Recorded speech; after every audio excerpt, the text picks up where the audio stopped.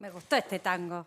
Ahora, realmente la descripción de lo que está pasando dentro de Juntos por el Cambio es intensa. Esta fue la reunión del PRO, pero después hubo una extensión, digo, la primera mañana, el núcleo Claro, del PRO y después Juntos por el tiene Cambio. nada que ver con Cambalache, ¿eh?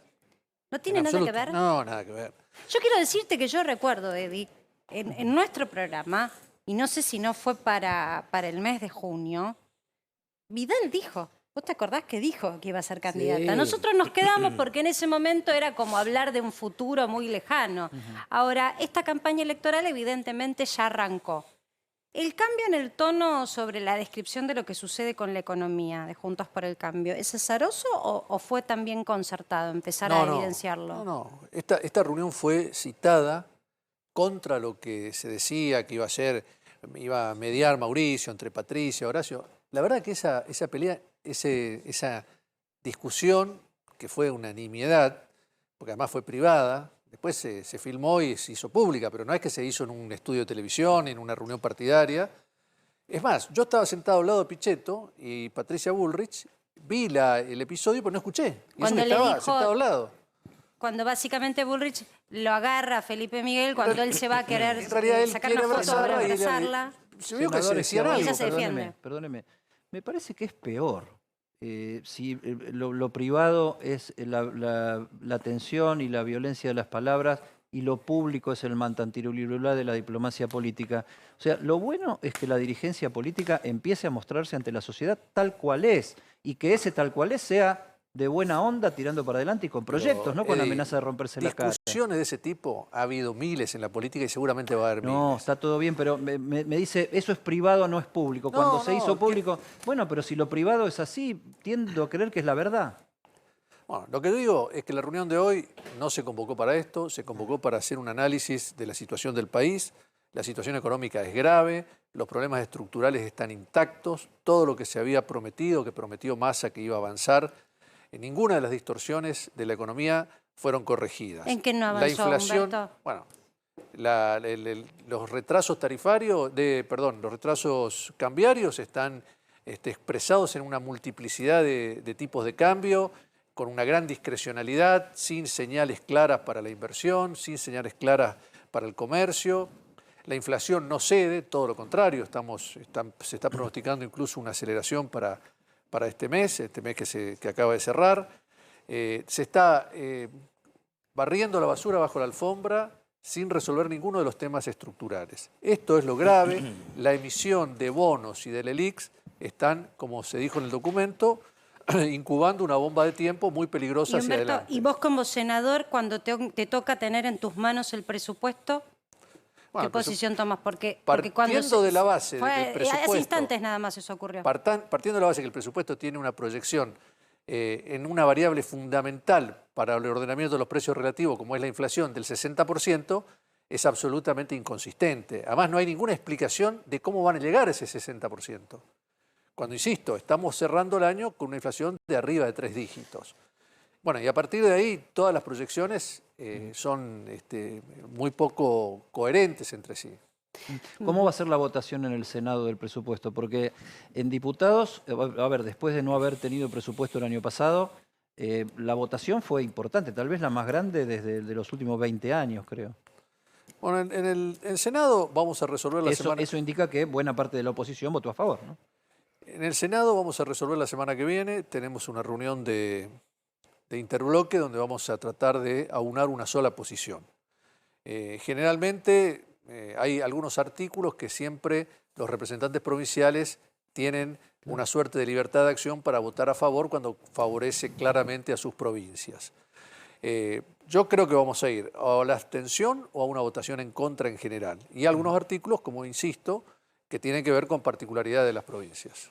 Es que si no sería raro, porque en el comunicado hicieron mucho énfasis en la situación económica. Sería extravagante que se vote en el Senado algo que después en un comunicado de prensa este bloque de oposición no cree, descree. Así es. Es importante, me parece que ese es el ámbito a donde se dan los debates. Humberto, yo te quiero preguntar por un tema que tocamos más temprano, que tiene que ver con también una decisión del día o una noticia del día, que fue la composición del Consejo de la Magistratura y todo lo que trajo consigo el fallo de la Corte Suprema. Martín lo expuso hace un rato nada más y, bueno, quiero conocer tu opinión sobre este punto. Bueno, el fallo de la Suprema Corte que declara inconstitucional la ley del Consejo de la Magistratura anterior y hace revivir en parte una ley, que fue justamente la ley que había sustituido esta norma, establecía claramente que había 4 representantes por cada una de las cámaras. 2 por la mayoría, 1 por la primera minoría y 1 por la segunda minoría. El fallo es, si mal no recuerdo, del 16 de diciembre del 2021. A ese momento estaban conformados los bloques, donde el Frente de Todos tenía una mayoría de 35 senadores, después venía como segunda minoría, mejor dicho, esa es la mayoría, la primera minoría el radicalismo y el PRO era la tercera minoría, la segunda minoría, perdón. Nos correspondía a un senador. Nosotros, en tiempo y forma, nominamos a Luis Juez y a mí de suplente para integrar el Consejo de la Magistratura. Ex post, creo que allá por el 21, el Frente de Todos reforma los bloques, los divide para artificialmente aparecer como la segunda minoría, el Frente de Unidad Ciudadana. Bueno, nosotros obviamente recurrimos a esta situación porque fue una maniobra artificial justamente después del fallo, cuando ya estaba la conformación de los bloques. Finalmente, después de haber perdido en primera y segunda instancia y haber seguido avanzando en las apelaciones, la Suprema Corte de Justicia nos dio la razón. Lo que nosotros interpretamos, porque esto ya es casi abstracto, porque el mandato vigente vence en pocos días, pero está claro de que la conformación que hay que respetar es la que estaba vigente al 16 de diciembre del 2021. ¿Está claro Ahora, eso? políticamente, es que está clara. lo que queda... A ver, disculpa, termino, lo que queda, redondeo el concepto. Sí. Y hasta tanto, porque es la misma conformación, estos mandatos vencen recién a fines del 2023. O sea que nos corresponde nuevamente a nosotros y hoy hemos solicitado por nota que se designe a Luis Juez para el periodo 2022-2026. Para que la nueva elección los valide. Así es. Ahora yo digo, entonces, tenemos una decisión de la Corte Suprema de alcance corto en sí misma, porque es un alcance de 10 días. Pero que fija criterios.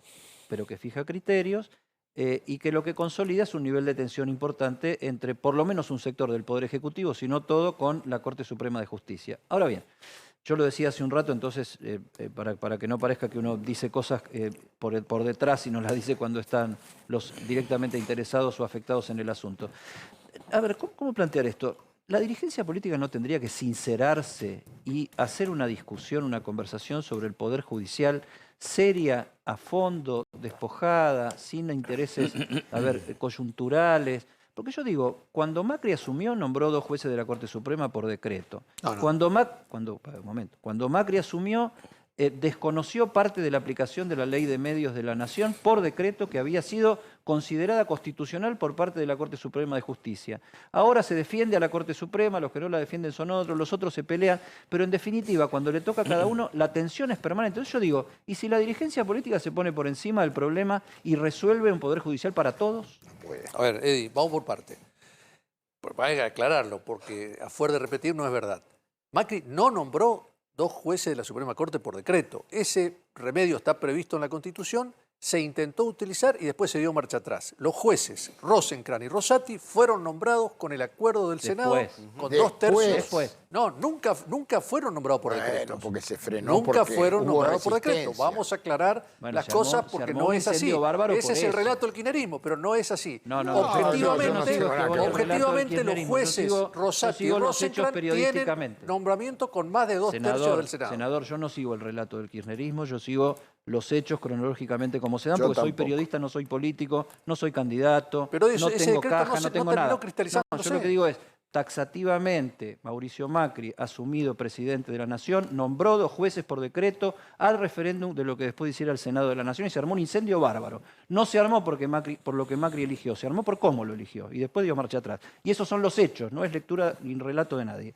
Segundo, una ley tan polémica como la ley de medios había tenido declaración de constitucionalidad por parte de la Corte Suprema, que según el relato republicano de Juntos por el Cambio es sagrada. Sí. Pero en ese caso no lo fue. Esta ley no sirve, no me gusta, por decreto la dejo de sancionar. Ojo, fijo mi posición. Si no les gusta la ley, reformen la ley. No la corten por decreto, porque había sido declarada constitucional por la Corte Suprema, que ahora defienden y los malos son los otros. Entonces, no hay coherencia, son incoherentes, Schiavoni.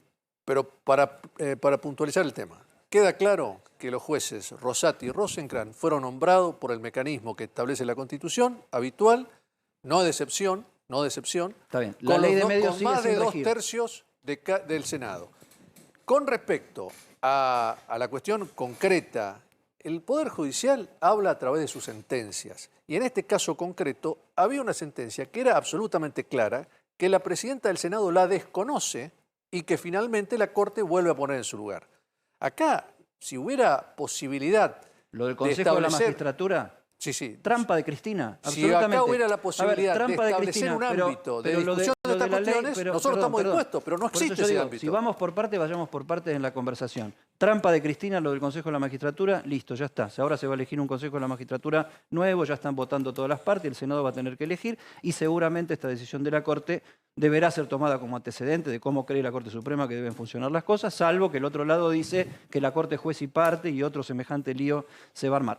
Pregunto lo otro. La Corte Sacrosanta Intocable ha dictado constitucionalidad sobre determinadas leyes que el expresidente Macri desconoció esa constitucionalidad dada por la misma Corte Suprema que para ser republicano hay que apoyar y cortó la sanción de una ley porque supongo que había un sector de la industria que no le gustaba. Bueno, la propia ley tenía baches que fueron llenados por el decreto. Si no, hubiera sido decretado también inconstitucional ese decreto. Entonces, no fue así claramente. De cualquier manera, para ir a la cuestión de fondo, la política tiene que ocuparse de la política y la justicia tiene que impartir justicia. Si hubiera un ámbito para discutir estas cuestiones dentro de la política, bienvenida sea. Lamentablemente nosotros, y voy a hablar por la experiencia del Senado, nunca tuvimos la más mínima posibilidad de discutir, por ejemplo, este tema del Consejo de la Magistratura. Humberto, yo quiero volver sobre eso porque vos casi quedás por sentado en la lectura que desconozco, la hizo Martín Angulo, que es nuestro especialista en judiciales y legales del programa, que la Corte Suprema es explícita en cuanto a cómo va a ser la composición. Hoy, Martín, teníamos esa inquietud, ¿qué va a pasar después? No, estos 10 días no, después de los 10 días. Y yo creo que va a haber una pelea, porque inclusive, si mal no escuché, el senador dijo que ellos interpretan que el fallo de la Corte es hacia adelante. Hay muchos que dudan eso, Claro. Inclusive muchos dicen, Cristina Kirchner va a nombrar exactamente a los mismos representantes en la nueva integración del Consejo porque este fallo se acota a la situación de Doñate que termina en 10 días. De acá en adelante, eventualmente podría, si Cristina mantiene a la misma integración actual de 3 senadores por el oficialismo y 1 por la oposición, eventualmente una nueva causa judicial.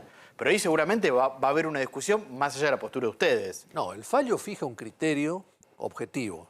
¿Cuál es el momento en que tiene que analizarse la composición de los bloques? Ese momento es al dictado del fallo, 16 de diciembre del 2021. En ese momento, la segunda minoría era el PRO. Bien. Pero ahora, por ejemplo... Bueno, esa es ¿Cuál es la foto del- misma composición, porque acá la Cámara no ha cambiado. No ha habido una elección de medio término y se cambió la composición de la Cámara. La Cámara sigue siendo exactamente lo mismo, la misma. Por lo tanto, nosotros interpretamos, y surge bastante taxativamente del fallo de la Corte, este criterio. Bien. Ahora, ¿qué va a hacer la presidencia del Senado o Bueno, el en bloque del principio Frente el de Todos? bloque lo desconoció. Claro. Bueno, para mañana cambiar la composición de la Cámara no hace falta que haya elecciones. ¿Cuántas veces se parten los bloques y se dividen? No, pero fija un momento que hay que tener en cuenta, que es el 16 de diciembre. Con la misma Cámara. No es que acá han cambiado. Cuando se cambian la mayoría de las cámaras, ahí sí, porque se conforman nuevos bloques o bloques con otras mayorías. Pero para eso O sea, hace falta en tu la elección de medio análisis, término. ¿No vamos a un escenario en donde otra vez se judicializa la situación?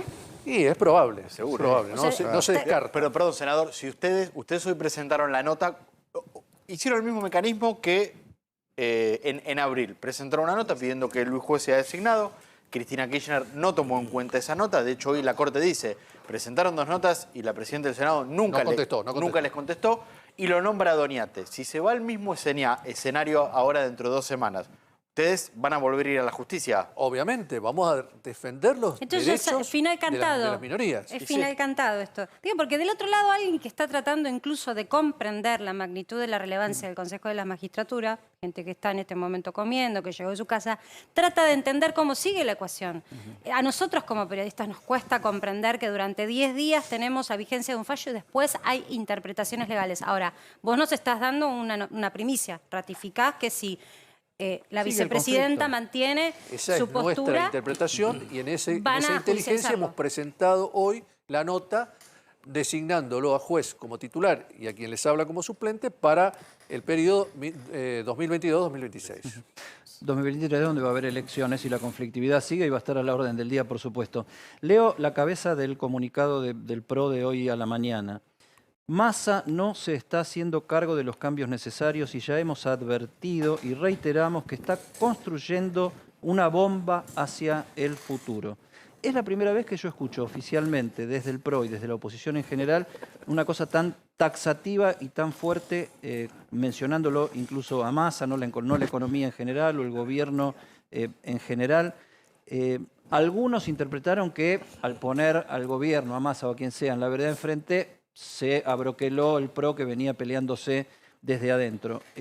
Pero la pregunta es la siguiente, ¿se acabó la paz con Sergio Massa desde el PRO? La paz ni la paz ni la guerra, nunca existió ningún acuerdo con Sergio Massa. Lo que sí somos conscientes, primero es el ministro de Economía, que asume con plenos poderes, con un manejo importante de parte del gabinete para llevar a cabo las políticas que él dijo que iba a implementar. Nosotros vemos que estas políticas que Massa prometió, que tenían que ver con la reducción del déficit, con el sinceramiento parcial de las tarifas, con el combate a la inflación, no se están verificando. Para, yo ahí te pongo un punto, un momento. Está achicando el gasto de la partida de este año y la del año que viene la tienen en sus manos para discutir ahora el presupuesto.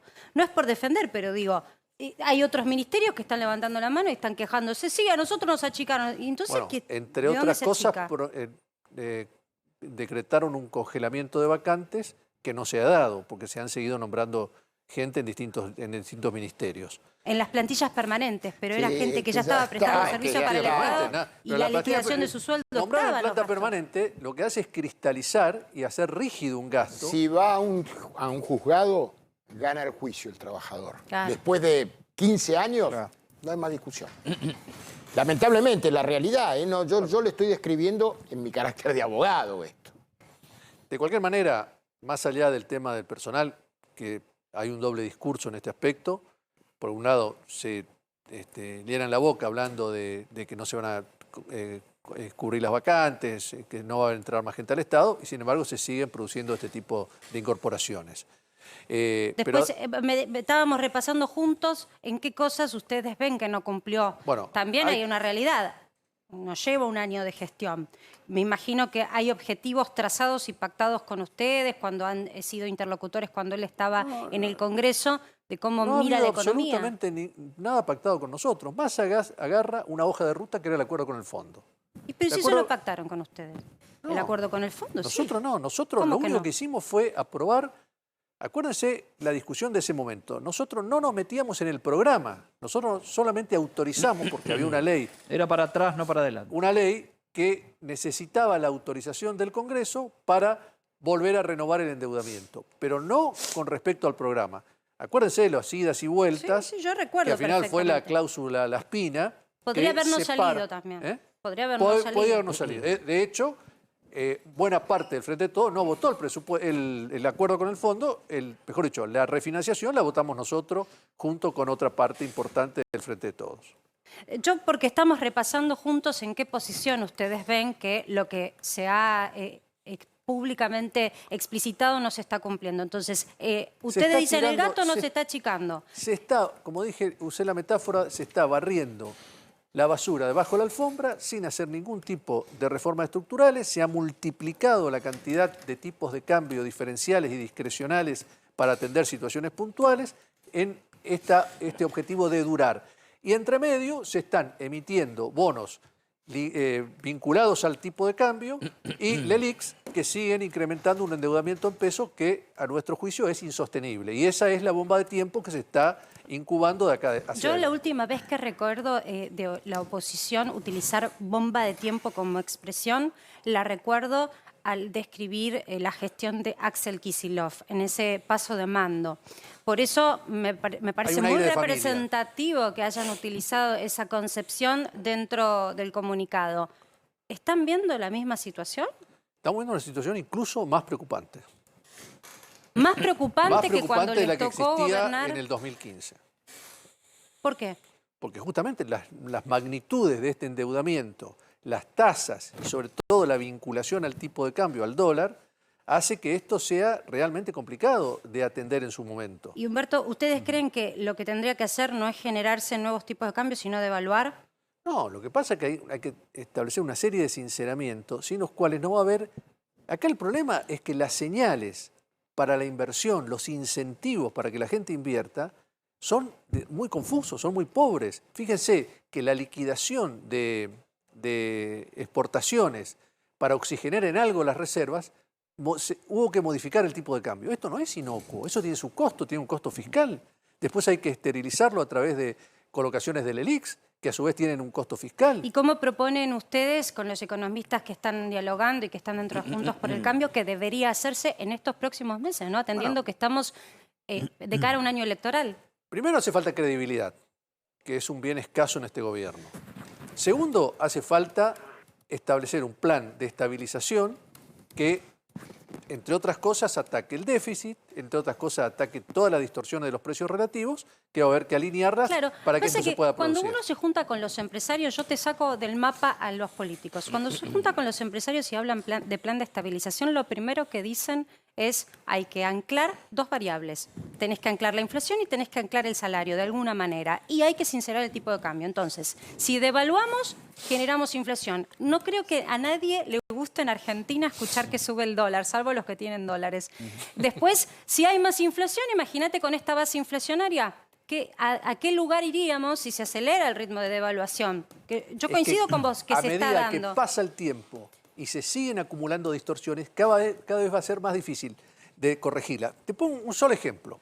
Cuando Mauricio Macri asume en el diciembre del 2015, de lo que pagábamos de una factura de gas o de electricidad, el 75% eran subsidios, solamente el 25% correspondía al valor de costo del servicio. Con un esfuerzo realmente importante, con un altísimo costo político, esa situación se fue revirtiendo y terminamos invirtiendo la proporción. Más o menos, ¿cierto? Creo que el 60%, 65% era costo vinculado a lo que realmente costaba producir y había un componente de subsidio del 30 o 35%. Ahora estamos en el 20% solamente de un costo representativo del servicio y el resto son subsidios.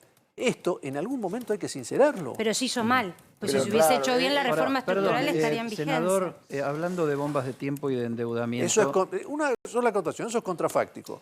Y, Mauricio pero, Macri dejó Humberto, el déficit, si no, no el tendríamos déficit en la en red- 0,4, tarifas sinceradas en una gran medida y tipo de cambio sincerado. Tuviste un atraso Miren del tipo de cambio, cómo entonces las variables empresas nunca económicas, recomponían sus macroeconómicas ganancias. estaban Está. empezando... Ahora, hablando, pero hablando hubo de que bombas, ampliar hablando de los bombas de planes tiempo, sociales, senador. hablando de bombas de tiempo, perdón, hablando de bombas de tiempo y de endeudamiento.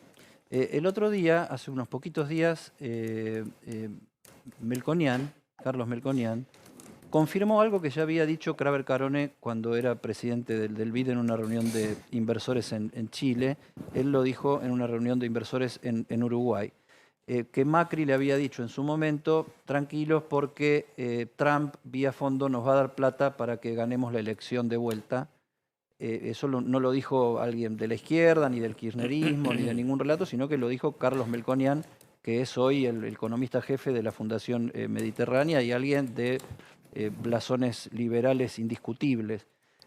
¿Cómo cayó esta revelación o esta confirmación de aquella revelación de Kraber Carone en la interna del PRO y de Juntos por el Cambio? Bueno, eso lo desmiente la propia realidad y la propia historia, porque si no le hubieran dado a Mauricio Macri esa plata para gastar alegremente, hasta se podía haber justificado. pero eso fue atado a un programa de ajuste muy severo, que fue en realidad lo que le hizo perder las elecciones. Entonces, flaco favor le hicieron si ese era el objetivo. Porque la verdad es que el sinceramiento de las tarifas, el sinceramiento del tipo de cambio, la reducción del déficit, claramente generaron un clima que no fue propicio para ganar una elección. Yo creo que el debate es válido, ¿eh? De qué reformas de verdad hubo intención de hacer y cuáles se perpetuaron. Hubo una intención de hacer una reforma tributaria, es verdad. Hubo una intención de hacer una reforma del sistema de subsidio. Pero después por nada ejemplo, quedó. los ingresos brutos en la provincia, un impuesto altamente distorsivo. No, también en la anterior gestión cambió. La misma reforma que se había aprobado. No se cumplió. Si eso se aprobó. Dejar sin efecto el pacto fiscal del 2017 y 2018 se hizo en diciembre, fines de diciembre del 2019, cuando asume Alberto Fernández con el paquete de emergencia. Senador, usted señaló que no hay credibilidad como premisa del cuadro de situación actual, atribuido naturalmente al oficialismo. No hay credibilidad, con lo cual se abre un interrogante. Pues bien, ¿qué se hace? La segunda cuestión que va conexa con esa es, con las condiciones políticas que se están viviendo y sociales, ¿cómo se hace para eso que usted llama el cambio estructural y ganar la confianza del inversor en 4 meses, en 5 meses? Bueno, primero hay que tener claro lo que se tiene que hacer. Tiene que haber un plan consistente, que siempre fue la carencia de este gobierno. Es más, el presidente llegó a decir que él no creía en los planes. Dijo ante un medio en Estados Unidos, un medio económico en Estados Unidos. Sí, me acuerdo. Y después hay que ser también coherente entre lo que piensa el gobierno, porque no sabemos si el ala política del gobierno, que tiene su expresión en el Congreso, tanto en la Cámara de Senadores con más marcada o en la Cámara de Diputados, está de acuerdo con las cosas que el presidente está proponiendo. Si vamos a ir a la retórica oficialista, no hay acuerdo respecto de lo que hay que hacer. Y así es muy difícil construir credibilidad. Realmente es muy difícil. Luis. Sí, senador, usted señaló que esto es normal, la cantidad de candidatos que proliferan en el PRO, más los radicales. Usted es uno de los fundadores del PRO, desde el principio. Fue presidente del PRO, el lugar que ocupa Patricia Bullrich, antes de Patricia Bullrich. ¿Ya tiene su elección ya en la góndola de candidatos se eligió con cuál va a trabajar, a cuál va a apoyar? Bueno, con algún candidato del PRO seguro. Ok, hay 3. Bueno, puede haber más. Todavía no está el escenario definitivo. Fíjense que estamos a principios de noviembre. Recién hay que inscribir las fórmulas allá por el mes de junio. Fíjense la cantidad de agua que va a pasar bajo los puentes. Ha llegado el momento de tener que determinar. Y después va a haber una decisión ex ante, si el PRO va a ir con un candidato, si se van a habilitar 2 candidatos, 3 candidatos. Son todas decisiones que no se pueden tomar en abstracto, faltando tantos meses para el Sin embargo, vos sabés que Pichetto en este programa le puso fecha. Yo me quedo con eso todavía y se lo repito a todos los invitados que vienen, que es, digamos, Pichetto tiene mucha gestión de la política, tiene conocimiento. Dijo, de aquí a diciembre tienen que estar trazados los candidatos. Este país ya necesita definiciones. Bueno, respeto y fundamentalmente aprecio mucho a Miguel. Hemos compartido el Senado, es un viejo compañero, pero creo que de acá a diciembre no se va a producir esa definición. Claramente. Ahora, ¿Macri es el mejor candidato del espacio? Yo creo que Macri es el líder, por lo menos del PRO. Creo que es un hombre que ha pasado 4 años, fue presidente, tiene una agenda internacional realmente envidiable, ha hecho una autocrítica muy severa de muchos aspectos de su gestión y claramente es el hombre más completo para llevar adelante las transformaciones que el país necesita. Y si juega Macri, ¿tiene que ser candidato, digo, el único candidato se tendrían que bajar el resto? Digo, por esto, para ser un expresidente, por los antecedentes que tiene. La opinión de Schiavone. Yo creo que sí, pero bueno, va a depender también del contexto en el momento en que se produzca esa decisión. Si Macri juega, no tendría que haber internas. Esa es la opinión de usted. No me gustaría. Bien, bien. Ahora, ¿por qué Macri podría, siguiendo con el ejemplo de la bomba que ponen, podría ahora sí desactivar esta bomba cuando la bomba anterior, para ponerlo en estos términos, le explotó en la cara y terminó con el endeudamiento con el fondo? ¿Por qué ahora podría? Yo creo que hay una sociedad que está más madura, que está más consciente. Creo que para tomar un término de pandemia, en el 2015 los problemas eran bastante asintomáticos y hoy creo que hay una situación mucho más expuesta de las necesidades que tiene la Argentina de pagar costos, que va a ser, lamentablemente, lo vamos a tener que pagar entre todos. Obviamente que tiene que ser lo más equitativo posible, pero va a haber que pagar costos. Lo han hecho todos los países que salieron adelante. No hay magia en esto, no hay atajos. Martín. ¿A usted le gustaría una fórmula mixta, es decir, alguien del PRO con alguien de la UCR, o que haya una fórmula pro pura como fue en 2015? En el 2015 fue una decisión no tanto de nuestro partido, sino de los otros partidos de competir con candidatos propios en la PASO. Recuerden que fue Mauricio Macri, Gabriela Michetti, Lilita Carrió. Ernesto Sanz y Lilita Carrió.